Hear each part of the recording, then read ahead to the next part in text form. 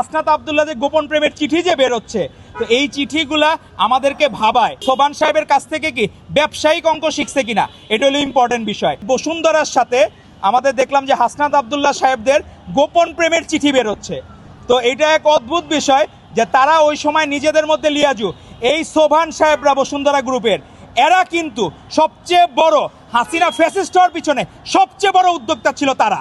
তো সেই জায়গায় তাদের সাথে যে হাসনাত আব্দুল্লাহ যে গোপন প্রেমের চিঠি যে বেরোচ্ছে, তো এই চিঠিগুলা আমাদেরকে ভাবায় যে হাসনাত আব্দুল্লাহরা কিছু হইলে ক্লাস নেওয়া শুরু করে, অঙ্ক কষা শুরু করে।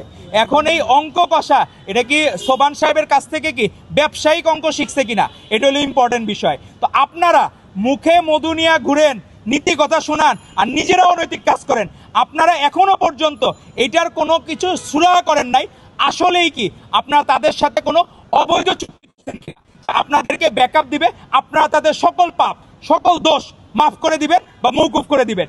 এই রকমের কোনো আনঅফিশিয়াল যদি চুক্তি আপনারা করে থাকেন, বাংলাদেশের মানুষ ফ্যাসিস্ট হাসিনাকে তারাই তো কিন্তু কার্পণ্য বোধ করে নাই, সেখানে আপনারা কিন্তু এক মুহূর্ত টিকতে পারবেন না। তো সেজন্য যদি সত্যিকার অর্থে নীতিকে ধারণ করেন, আদর্শকে ধারণ করেন, বাংলাদেশের মানুষের কাছে আপনারা ক্ষমা প্রার্থনা করা উচিত। যদি বসুন্ধরার কাছ থেকে আপনারা 1 পয়সা পরিমাণ বা 1 টাকার বেনিফিট আপনারা নিয়ে থাকেন, জনগণের কাছে অবশ্যই আপনাদেরকে আনুষ্ঠানিকভাবে সরি বলতে হবে।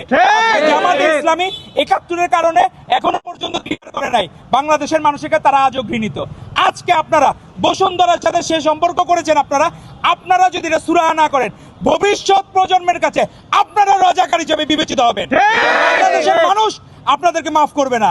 আর্জেন্টিনার যে যদি জার্সি পরে আসে তার ফি অর্ধেক রাখা হবে, কিন্তু সমস্যা হইলো আপনি যে কোনো ফুটবলের সমর্থক হইতে পারেন, কোনো সমস্যা নাই, কিন্তু নিষিদ্ধ লিগের সমর্থক হলে সমস্যা আছে। এই ব্যক্তিরা ২৪-এর গণ অভ্যুত্থানের সময় সাধারণ শিক্ষার্থীদের, বাংলাদেশের মানুষরা যারা রাজপথে নেমে এসেছিল তাদের বিরুদ্ধে অবস্থান নেওয়া ডাক্তার ছিল এরা।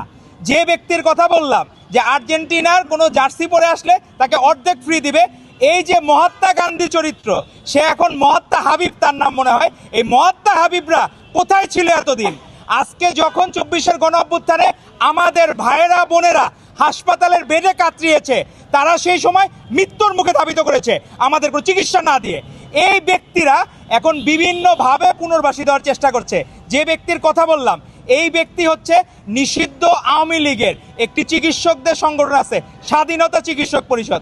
সেই স্বাধীনতা চিকিৎসক পরিষদের সাংগঠনিক সম্পাদক পটুয়াখালী জেলার।